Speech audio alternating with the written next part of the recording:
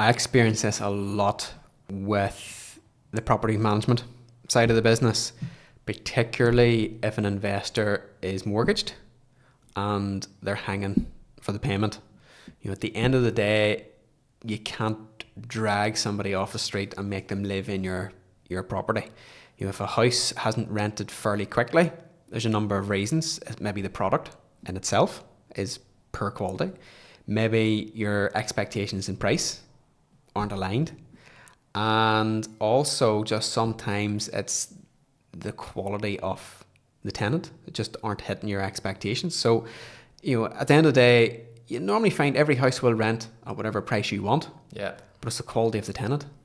And I always say to a landlord, that's all right. If you want this rented, I put somebody in here, they'll be in tomorrow.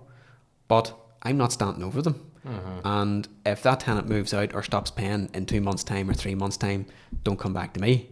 Whereas any other tenant that's put in, they're individually assessed. They're just not simply, oh, you've ticked that box, put them in. They're individually assessed. There's research put into them. There's the gut instinct put into it as well.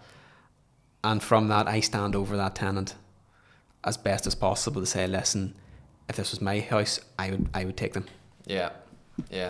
Because I suppose, it comes back as well whenever you're not, maybe weren't expecting the void periods, there is the cash flow elements, but at the very start you should be building that in to have your buffer zone of enough cash there to be able to cover unexpected void periods.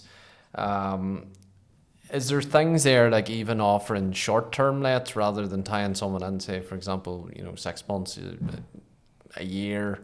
Is that even worthwhile looking at if you haven't been able to get the property rented out? Generally not, because most people who are renting, they're not going to want 6 months. They're always going to want 12 months. So there's no real incentive to anybody, whether it's advertised as 6 months or 12 months. No incentive.